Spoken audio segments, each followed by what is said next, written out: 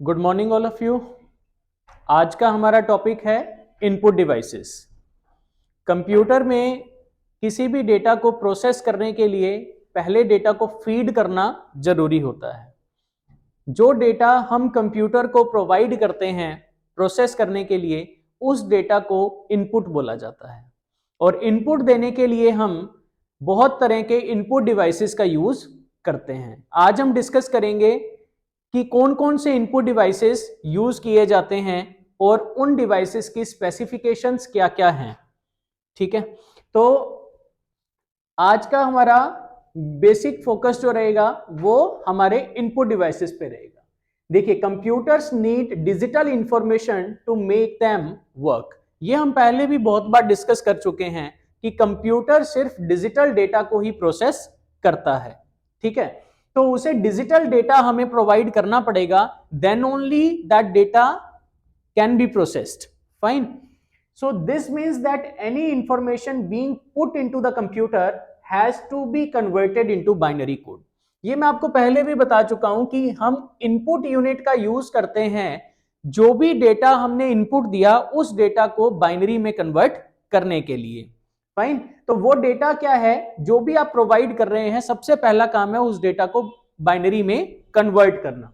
Binary code is the digital code computers use to send, receive and store information. It is made up of a series of ones and zeros। ठीक है, तो जो भी binary data की हम बात करते हैं तो बाई मतलब टू।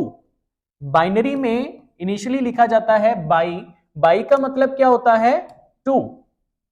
फाइन, तो इसमें हम दो ही इनपुट यूज करते हैं, या तो जीरो और या फिर वन। फाइन, 0 and 1 का यूज किया जाता है। The computer converts the information back again before it sends it out to the computer. अब देखो, डेटा प्रोसेस हुआ बाइनरी में, आउटपुट जनरेट किया प्रोसेसर ने बाइनरी में, लेकिन हमें तो बाइनरी समझ में नहीं आएगी। हमारे लिए अगर सपोज एक पिक्चर आउटपुट की फॉर्म में हमें मिल रही है और वो पिक्चर कुछ आपको इस तरह से मिले, जैसे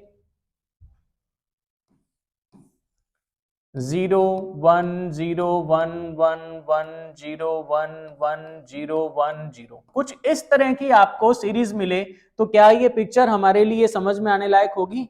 नहीं।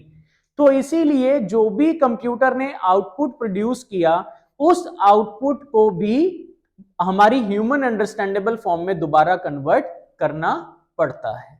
ठीक है, तो मींस इनपुट जो आपने दिया वो आपकी अंडरस्टैंडेबल फॉर्म में था, कंप्यूटर उसे बाइनरी में समझेगा तो इनपुट यूनिट उसे बाइनरी में कन्वर्ट कर देगी, देन उसे प्रोसेस करेगा हमारा processor.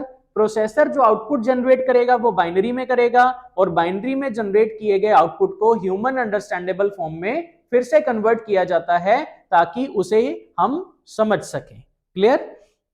But how does the information get in to and out of the computer? तो ये इंफॉर्मेशन इनपुट कैसे दिया जाएगा? जो भी डेटा हम कंप्यूटर को दे रहे हैं वो इनपुट कैसे दिया जाएगा और आउटपुट कैसे जनरेट होगा, उसके लिए हमें बात करनी है इनपुट डिवाइसेस की।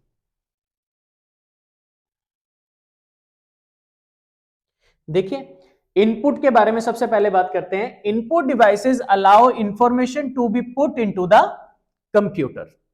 कि कंप्यूटर को इनपुट देने के लिए किसकी जरूरत पड़ती है? इनपुट डिवाइसेस की।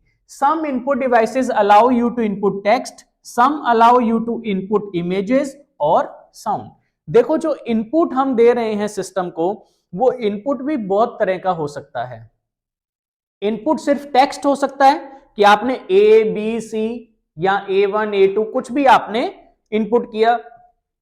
इनपुट में आप पिक्चर भी दे सकते हैं, ठीक है, कोई इमेज भी इनपुट की तरह जा सकती है, या कोई ऑडियो, जैसे मैं बोल रहा हूं तो ये माइक क्या है? इनपुट डिवाइस है। ये क्या कर रहा है? किस तरह का इनपुट ले रहा है? ऑडियो इनपुट, ऑडियो सिग्नल्स ये क्या कर रहा है? रिसीव कर रहा है। तो इनपुट बहुत तरह के होते हैं और हर तरह के इनपुट के लिए हमारे पास इनपुट डिवाइसेस होते हैं जिनकी हेल्प से वो इनपुट हम प्रोसेस करने के लिए कंप्यूटर तक पहुंचाते हैं। ठीक है,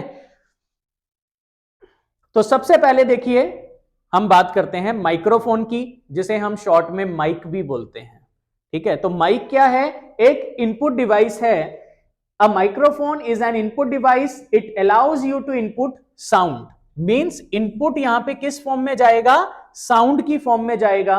You can record your own voice speaking or singing or record music. ये आपके सामने लाइव एग्जांपल है. ठीक है, मैं माइक का यूज कर रहा हूं मेरी वॉइस को रिकॉर्ड करने के लिए. ठीक है, तो ये इनपुट किसके पास जा रहा है? मोबाइल के पास जा रहा है या मेरे कैम के पास जा रहा है, और मेरी पिक्चर, मेरी वीडियो और प्लस मेरी ऑडियो क्या हो रही है? रिकॉर्ड हो रही है. तो दोनों ही क्या कर रहे हैं? एज एन इनपुट डिवाइस काम कर रहे हैं. नेक्स्ट इनपुट डिवाइस जो हम सबसे ज्यादा यूज करते हैं, देखिए कीबोर्ड. कीबोर्ड क्या है? एक ऐसा डिवाइस जिसपे कीज अवेलेबल होती हैं. एक ऐसा बोर्ड जिसके ऊपर कीज अवेलेबल हैं, इसीलिए इसे क्या बोला जाता है? कीबोर्ड बोला जाता है. कीबोर्ड में हमारे पास various kinds of keys are available, जिसके थ्रू हम इनपुट प्रोवाइड करते हैं. तो हमें कीबोर्ड को जानना बहुत जरूरी है कि कीबोर्ड पे कितने तरह की कीज होती हैं. ठीक है, तो ये देखिए कीबोर्ड कुछ ऐसा नजर आता है. अगर हम एक स्टैंडर्ड कीबोर्ड की बात करें तो देखिए keyboards are of two sides, 84 keys और 101 या 102 keys. But now keyboards with 104 keys or 108 keys are also available for Windows and Internet. Means Windows and Internet के लिए आज के टाइम में हमारे पास 104 से लेकर 108 कीज तक हो सकती हैं. ठीक है, एक स्टैंडर्ड कीबोर्ड में हम बात करते हैं कि 84 से लेकर 108 कीज तक हो सकती हैं. सभी में ऐसा नहीं है कि 84 होंगी, सभी में 108 होंगी, नहीं. वो डिपेंड करेगा कि आप कीबोर्ड कैसा परचेज कर रहे हैं. आजकल बहुत सारे गेमिंग कीबोर्ड्स आ रहे हैं जिसपे शॉर्टकट कीज गिवन होती हैं. तो वो क्या है? हमारे मल्टीमीडिया कीबोर्ड्स हैं, तो उसमें नंबर ऑफ कीज ज्यादा होती हैं as compare to the simple keyboards जो अपने नॉर्मली यूज करते हैं. ठीक है, अब हमारे पास कौन कौन सी कीज होती हैं? देखिए सबसे पहले हम बात करते हैं टाइपिंग कीज की. टाइपिंग कीज में ए से लेकर जेड तक एंड 0 से लेकर 9 तक की कीज को क्या बोला जाता है? टाइपिंग कीज बोला जाता है. फिर आती है numeric keypad. It is used to enter the numeric data और cursor movement. Generally it consists of a set of 17 keys that are laid out in the same configuration used by most adding machines and calculators. हमारे keyboard में side में एक numeric keypad और होता है जिसमें only numeric keys होती हैं और ऑपरेशंस जो हम उन न्यूमेरिक कीज पे परफॉर्म करते हैं. जैसे हमारा कैलकुलेटर, हमने प्लस करना है, माइनस करना है, मल्टीप्लाई करना है, डिवाइड करना है, कोई आपको डॉट लगाना है, तो वो सारी कीज वहां पे अवेलेबल उस न्यूमेरिक कीपैड में रहती हैं. ठीक है, then we talk about the function keys. हमारे कीबोर्ड में टोटल 12 फंक्शन कीज होती हैं. F1 से लेकर F12 तक की कीज को क्या बोला जाता है? फंक्शन कीज बोला जाता है. ठीक है, then we have the control keys. Control keys में क्या होगा कि जो हमारी नेविगेशन कीज होती हैं, नेविगेशन कीज कौन सी होती हैं? जैसे right, left, top, bottom. Fine. And then we have like home, end, insert, delete, page up, page down, control, alternate जिसे हम शॉर्ट में एल्ट की बोलते हैं, एंड एस्केप की. ये सभी हमारे पास किस तरह की कीज हैं? कंट्रोल कीज हैं, जो हमारे को स्क्रीन पे कंट्रोल प्रोवाइड करती हैं. पेज को अप करना है, डाउन करना है, पेज को राइट में, किसी इमेज को राइट में मूव करना है, लेफ्ट करना है, टॉप पे जाना है, बॉटम पे जाना है, किसी लाइन के या पेज के होम पे जाना है, मतलब स्टार्टिंग में जाना है या एंड पे जाना है. तो ये सभी कीज आपके कीबोर्ड पे अवेलेबल रहती हैं और इन्हें कंट्रोल कीज बोला जाता है. Then we have the special purpose keys. Special purpose like enter, shift, caps lock, num lock, space bar, tab and print screen. इन सभी को हम क्या बोलते हैं? स्पेशल पर्पस कीज बोलते हैं. और इन्हीं 5 टाइप की कीज से मिलकर आपका बनता है कीबोर्ड. ठीक है, तो हमारे पास बहुत तरह की कीज हैं और उन सभी कीज का अलग अलग फंक्शन होता है. सभी कीज का एक स्पेसिफिक पर्पस होता है जिसके लिए उन कीज का यूज किया जाता है. Then let's talk about another input device that is also most widely used, that is the mouse. Mouse क्या है? Mouse is a pointing device. Mouse क्या है? एक पॉइंटिंग डिवाइस है जो आपकी स्क्रीन पे कर्सर के थ्रू किसी भी आइटम को पॉइंट करने के लिए काम में लिया जाता है. उस पर्टिकुलर आइटम को सिलेक्ट करना है, उसे ओपन करना है, उसकी प्रॉपर्टीज को जानना है, तो उसके लिए हम माउस का यूज करते हैं. फाइन. तो माउस में हमारे पास जनरली दो बटन्स होते हैं, left click and right click. देखिए ये जो है हमारा, this is the left click, this is the right click.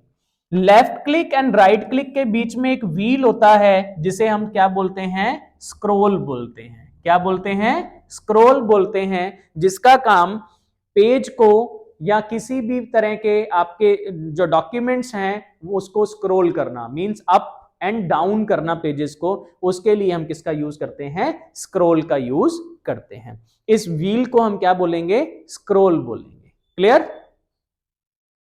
Next let's talk about joystick. Joystick भी क्या है? एक इनपुट डिवाइस है. ठीक है. Joystick is also a pointing device. ये भी किसके लिए काम में आता है? Point as a pointing device काम में आता है, which is used to move the cursor position on a monitor screen. It is a stick having a spherical ball as its both lower and upper ends. The lower spherical ball moves in a socket. The joystick can be moved in all four directions. मतलब ये जो joystick आपको दिख रही है, ये जो है, ये spherical जो आपको दिख रहा है बॉल, ये क्या है? राइट, लेफ्ट, आगे की तरफ एंड फ्रंट एंड बैक, चारों डायरेक्शन में ये मूव कर सकता है. ठीक है. आप इसको चारों डायरेक्शन में कहीं पे भी मूव कर सकते हैं. The function of the joystick is similar to that of a mouse. It is mainly used in computer aided designing, CAD. Computer aided designing CAD क्या है? जहां पे हम कंपोनेंट्स को डिजाइन करते हैं. जैसे कोई कार के कंपोनेंट को डिजाइन करना है, जैसे किसी पर्टिकुलर किसी भी हार्डवेयर की फंक्शनिंग को बताना है और उसे डिजाइन करना है, उसके लिए कैड का यूज किया जाता है.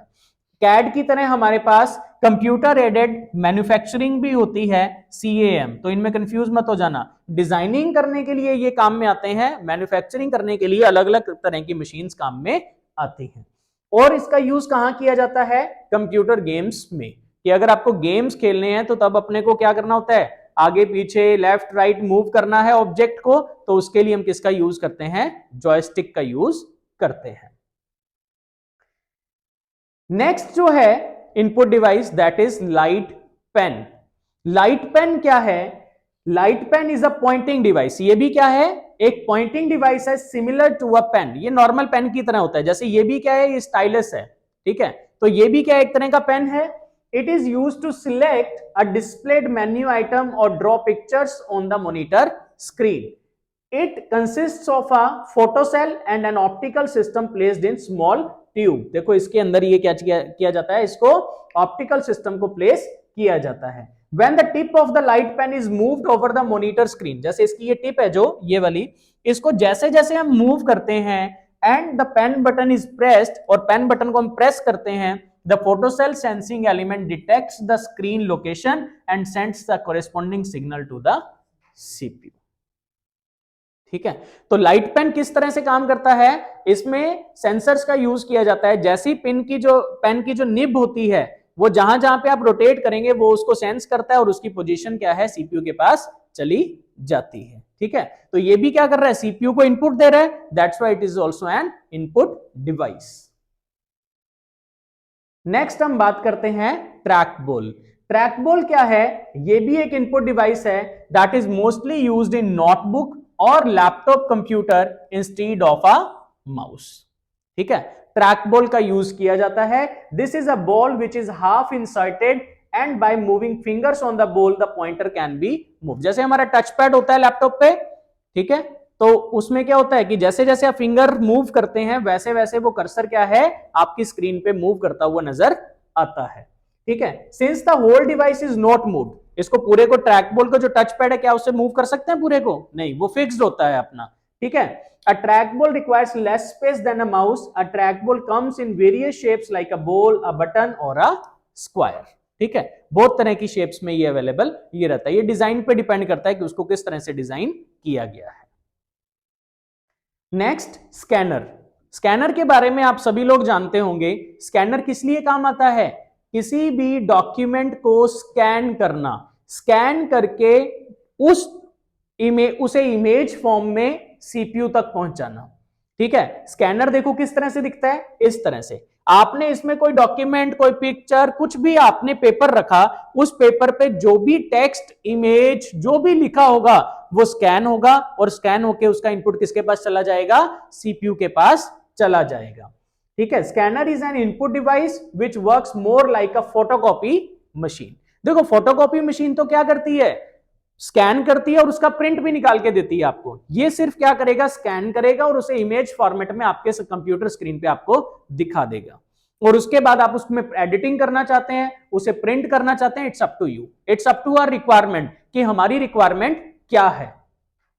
It is used when some information is available on paper and it is to be transferred to the hard disk of the computer for further manipulation. Manipulation का मतलब क्या होता है?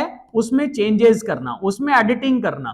तो एडिटिंग करने के लिए हम उस पेपर को स्कैन करने के बाद वो इंफॉर्मेशन हम किसके पास भेज देते हैं? सीपीयू के थ्रू अपनी हार्ड डिस्क में स्टोर कर देते हैं। और फिर हार्ड डिस्क से आप उस इमेज को कभी भी देख सकते हैं, उसमें कभी भी चेंजेस कर सकते हैं और उसको अगर आप फर्दर प्रिंट लेना चाहते हैं तो प्रिंट भी ले सकते हैं।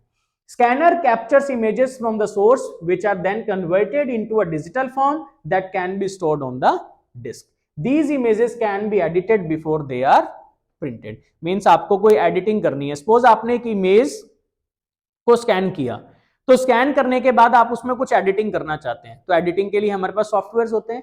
जैसे आप एडोब फोटोशॉप का यूज कर सकते हैं, एडोब इलस्ट्रेटर का यूज कर सकते हैं, ठीक है, आप कोरल ड्रॉ का यूज कर सकते हैं। तो हमारे पास अलग अलग सॉफ्टवेयर्स होते हैं। उन सॉफ्टवेयर में हम उस इमेज को ले जाएंगे और लेके जाने के बाद वहां पे एडिटिंग टूल्स की हेल्प से हम उसको एडिट करके दोबारा सेव करेंगे और सेव करने के बाद आप उसका प्रिंट ले सकते हैं।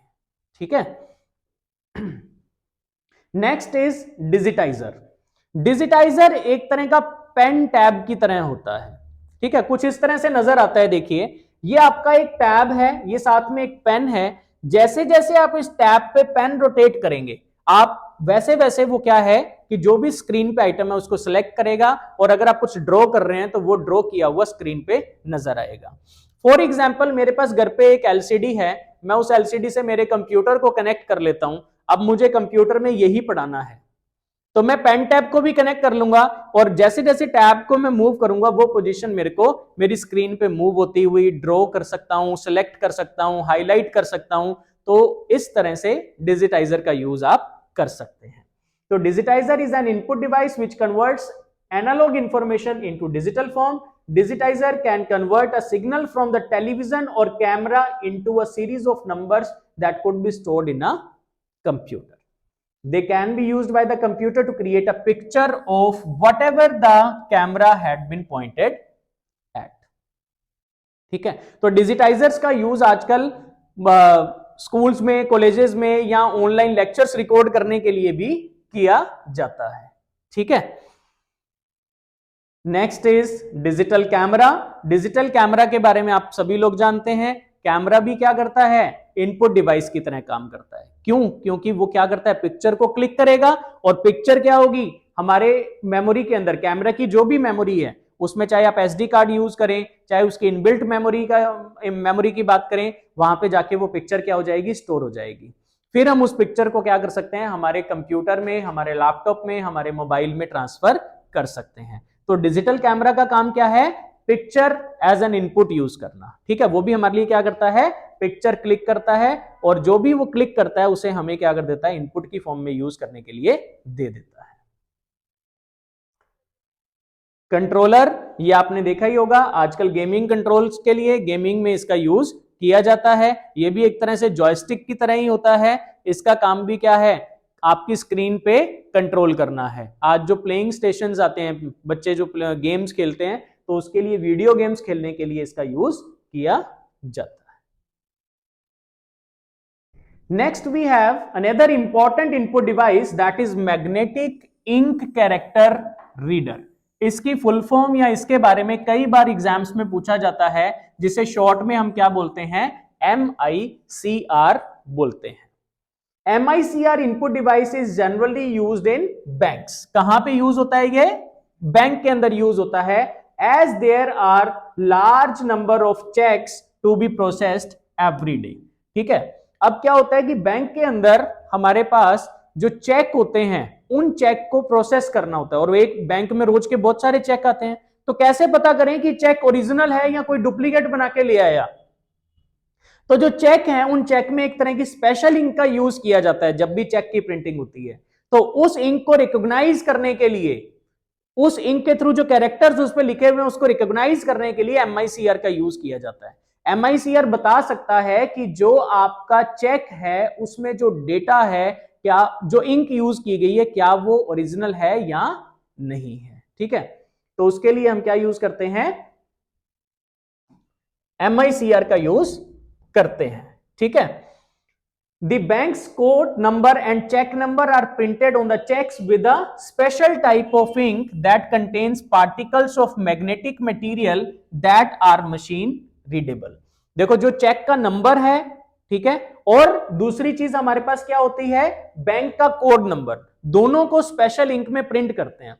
अब जैसे ही MICR में यहां पे अपने चेक को डालते हैं वो बता देता है कि ये अपना एक ओरिजिनल चेक है या नहीं है। तो उसमें क्या होते हैं, इंक में मैग्नेटिक पार्टिकल्स होते हैं। जो स्पेशल इंक होती है, मैग्नेटिक मतलब चुंबकीय कण, मैग्नेटिक पार्टिकल्स का मतलब क्या होता है, चुंबकीय कणों का यूज इंक में किया जाता है। तो वो स्पेशल इंक हो गई, और उसको रिकॉग्नाइज करने के लिए MICR का यूज करते हैं। ठीक है, नेक्स्ट है हमारे पास ऑप्टिकल कैरेक्टर रीडर। कैरेक्टर्स को रीड करने के लिए OCR scan the text optically character bye character, converts them into a machine readable code and stores the text on the system memory। कि जो भी एक डॉक्यूमेंट है उस पे जो भी लिखा हुआ है उसको कैरेक्टर बाय कैरेक्टर रीड करके वो क्या करता है, हमारे कंप्यूटर सिस्टम में स्टोर कर देता है। तो ऑप्टिकल कैरेक्टर रीडर का यूज कहां पे किया जाता है, जैसे हैंडराइटिंग पहचाननी है किसी की, हैंडराइटिंग को मैच करना है किसी की, तब वहां पे अपने क्या यूज करते हैं, OCR का यूज करते हैं। ठीक है, नेक्स्ट इज बारकोड रीडर। ये सभी ने देखा होगा बारकोड रीडर। हम शॉपिंग मॉल्स में जाते हैं या शॉपिंग करने जाते हैं तो वहां पे आपने देखा होगा कि जो आइटम्स हैं उनके प्राइस को स्कैन करने के लिए वहां पे क्या होता है, एक बारकोड होता है। बारकोड क्या होता है, आपके उस प्रोडक्ट का या आइटम का कोड, और उसी से पता लग जाता है कि उसका प्राइस क्या है, उसके डिस्क्रिप्शन पूरा स्क्रीन पे आ जाता है। तो बार कोड क्यों बोलते हैं, क्योंकि यहाँ पे जो कोड होता है वो बार्स की फॉर्म में, इनको बार बोला जाता है। जो ये लाइंस बनी हुई हैं इनको क्या बोला जाता है, बार्स बोला जाता है। तो इसको रीड करने के लिए हम बारकोड रीडर का यूज करते हैं, और इस बारकोड में उस प्रोडक्ट की कंप्लीट इंफॉर्मेशन स्टोर्ड रहती है, और वो इंफॉर्मेशन आपको स्क्रीन पे दिखाई देती है जब आप बारकोड रीडर से इस कोड को स्कैन करते हैं। तो barcode reader is a device used for reading barcoded data in the form of light and dark lines. देखो लाइट एंड डार्क लाइंस का यूज किया जाता है। Barcoded data is generally used in labelling goods, goods मतलब वस्तुएं यहां पे, ठीक है, कि जो आप वस्तुएं यूज करते हैं, जो भी आइटम्स यूज करते हैं उनको लेबल करने के लिए, उनकी लेबलिंग करने के लिए यूज किया जाता है। Numbering the books etcetera. जैसे लाइब्रेरी है, एक लाइब्रेरी में हजारों बुक्स हैं, तो लाइब्रेरियन को रिकॉर्ड रखना है तो सबसे अच्छा तरीका क्या है, बारकोड यूज करो। सभी बुक्स को एक एक बारकोड दे दो और उसकी उस बारकोड में सारी डिटेल होगी, और बाद में उन बुक्स को आइडेंटिफाई करना, उनके रिकॉर्ड को सेव करना क्या हो जाएगा, आसान हो जाएगा। It may be handled scanner और may be embedded in a stationary scanner. Barcode reader scans a barcode image. ये क्या है, एक इमेज होती है, इस इमेज को ये क्या करता है, स्कैन करता है and converts it into an alpha numeric value. Alpha numeric value means ऐसी वैल्यू जिसमें अल्फाबेट्स भी हैं और न्यूमेरिक भी हैं। जैसे मैंने लिखा AB123, तो it's a alpha numeric value, क्योंकि इसमें A और B तो क्या है, अल्फाबेट्स हैं, और 1 2 3 क्या है, न्यूमेरिक वैल्यूज हैं। तो इसे हम बोलते हैं कंबाइंडली अल्फाबेट प्लस न्यूमेरिक बन जाता है अल्फा न्यूमेरिक। ठीक है, तो ये क्या करता है कि जो इमेज को स्कैन करता है, स्कैन करके उसे किस में बदल देता है, अल्फा न्यूमेरिक वैल्यू में बदल देता है, which is then fed into the computer that the barcode reader is connected to. ये फिर वो इनपुट आपके उस कंप्यूटर में चला जाएगा जिससे बारकोड को कनेक्ट किया जाता है। तो ये भी क्या कर रहा है, इमेज को स्कैन करके कंप्यूटर को इनपुट दे रहा है, तो इसीलिए इसको भी क्या बोलते हैं, इनपुट डिवाइस बोलते हैं। नेक्स्ट, इसके बारे में भी आप लोग जानते होंगे, ऑप्टिकल मार्क रीडर, जिसे शॉर्ट में हम बोलते हैं OMR। आपने देखा होगा कि जितने भी आजकल एग्जामिनेशन सिस्टम्स यूज होते हैं, एग्जाम्स के अंदर OMR शीट का यूज किया जाता है। OMR शीट किस तरह की शीट होती है, कुछ इस तरह की शीट होती है जिसमें क्वेश्चन नंबर और फिर उसके 4 ऑप्शन दिए हुए होते हैं, फिर क्वेश्चन नंबर 2, फिर 4 ऑप्शन दिए हुए होते हैं। अब आपको क्या करना है, एक ऑप्शन को सिलेक्ट करना है और आपने उसको फिल कर दिया सपोज, ठीक है। अब वो क्या करेगा, दिस इज अ मार्क, इसे हम क्या बोलते हैं कि आपने आंसर मार्क कर दिया। अब वो इस मार्क को क्या करता है, रीड करता है। तभी तो आपसे कहते हैं कि एक से ज्यादा आंसर मत सिलेक्ट करना, आप फिल कर भी दोगे उसको इरेज मत करना, क्योंकि वो मार्क क्या हो जाएगा, रीड हो जाएगा। और अगर आपने यहाँ पे इस पे चलाया और इसको बाद में आपने इरेज कर दिया और फिर यहाँ पे भी चला दिया, तो वो एक ही लाइन में उसे 2 मार्क मिल गए, तो वो क्या करेगा, आपके उस आंसर को कैंसिल कर देगा। तो इसीलिए कभी भी पार्शियल फिल नहीं करना चाहिए, कंप्लीट गोला सर्किल करना चाहिए। जैसे आपका RSCAT का एग्जाम होता है, कोई भी कॉम्पिटिटिव एग्जाम आप देने जाते हैं, तो उन एग्जाम्स में OMR शीट का यूज किया जाता है, अगर वो ऑनलाइन नहीं है तो। ऑफलाइन एग्जाम्स के अंदर तो वहां पे आपको क्या करना होता है, OMR शीट को फिल करना होता है, और फिल कैसे करना होता है, इन सर्किल्स को डार्क करना होता है। तो उसको आपको प्रॉपरली डार्क करना चाहिए, तभी इंस्ट्रक्शन दी जाती हैं कि कभी भी एक से ज्यादा सर्किल मार्क मत करो। मार्क करके उस पे ऐसे आपको लगता है कि चलो मैं इस पे क्रॉस मार देता हूं, आपको लगता है मैं इस पे क्रॉस मार देता हूं तो मेरा ये चेक नहीं होगा, नहीं, वो मशीन है, मशीन को नहीं पता, मशीन के लिए तो ये भी एक मार्क है और ये भी एक मार्क है, तो वो दोनों को रीड करेगा और वो कहेगा 2 है, तो इसका मतलब वो कैंसिल हो जाएगा, ठीक है। तो OMR is a special type of optical scanner used to recognize the type of mark made by pen or pencil. It is used where one out of a few alternatives is to be selected and marked. So it is specially used for checking the answer sheets of examinations having multiple choice questions. इस तरह के questions को क्या बोलते हैं अपने, MCQ। MCQ मतलब multiple choice questions, कि एक क्वेश्चन के लिए मल्टीपल चॉइस दी गई है, उनमें से आपको एक चॉइस को सिलेक्ट करना होता है, ठीक है। तो इस तरह की OMR शीट्स को चेक करने के लिए हम OMR स्कैनर का यूज करते हैं और वो कुछ इस तरह से नजर आता है। इसका फायदा क्या है कि ये बहुत फास्टली शीट्स को चेक कर सकता है। अब एक तो मेरे पास मैनुअल 100 शीट्स आ जाएं तो मुझे उसको एक एक करके आंसर को चेक करना पड़ेगा, and it will take lots of time, और हो सकता है मुझसे गलती भी हो जाए चेक करने में। क्यों? क्योंकि सारे मार्क एक जैसे दिखेंगे, लेकिन मशीन को पहले से बता दिया जाता है कि फर्स्ट का आंसर ये है, सेकंड का ये है, थर्ड का ये है। फिर वो क्या करता है, आपकी शीट का जो इनपुट है और जो उसको दिया गया दोनों को मैच करता है, अगर मैच हो जाता है तो सही है, नहीं मैच होता तो वो उसके लिए गलत है, और वो क्या करता है, बहुत फास्टली आपकी शीट्स को चेक कर देता है। तभी तो लाखों स्टूडेंट्स एग्जाम देते हैं, और अगर अपने को रिजल्ट देना चाहें तो वो 5 दिन में 10 दिन में रिजल्ट दे सकते हैं, और लाखों शीट मैनुअली चेक करनी पड़े तो कितना टाइम लगेगा, बहुत ज्यादा टाइम लगेगा, और फिर वो क्या है, टाइम कंज्यूमिंग टास्क बन जाता है, ठीक है। तो यहां तक हमारे पास क्या है, इनपुट डिवाइसेस हैं, जिसमें हमने बहुत तरह के इनपुट डिवाइसेस को पढ़ा। अगर आप इंपॉर्टेंटली मार्क करना चाहें, अगर आप क्वेश्चन की बात करें तो OMR, OCR, BCR, MICR, इन चारों के बारे में याद रखना। इन चारों पे क्वेश्चन पुटअप हो सकता है, कीबोर्ड में टाइप्स ऑफ कीज पे हो सकता है, और कीबोर्ड में एक बात और याद रखें कि जो कीबोर्ड है वो हमारे पास 2 तरह की कीबोर्ड्स अवेलेबल रहते हैं। जैसे अपने बात करते हैं QWERTY QWERTY एंड DJOVAK, ठीक है। अपने जो यूज करते हैं वो QWERTY यूज करते हैं। नाम QWERTY क्यों पड़ा, क्योंकि कीबोर्ड की जो अल्फाबेट्स वाली लाइंस होती हैं उसमें फर्स्ट लाइन के जो फर्स्ट 5 कैरेक्टर्स होते हैं, 6 कैरेक्टर्स होते हैं, वो क्या होते हैं, QWERTY होते हैं, QWERTY होते हैं, इसीलिए उसका नाम QWERTY पड़ता है। ऐसे ही अपने पास एक और टाइप का कीबोर्ड होता है जो अपने जनरली यूज नहीं करते, लेकिन कीबोर्ड मार्केट में अवेलेबल रहता है, ठीक है, तो आज इनपुट डिवाइसेस में इतना ही। नेक्स्ट हम पढ़ेंगे आउटपुट डिवाइसेस के बारे में, इसी तरह से डिटेल्ड पढ़ेंगे। ओके, आज के लिए थैंक यू।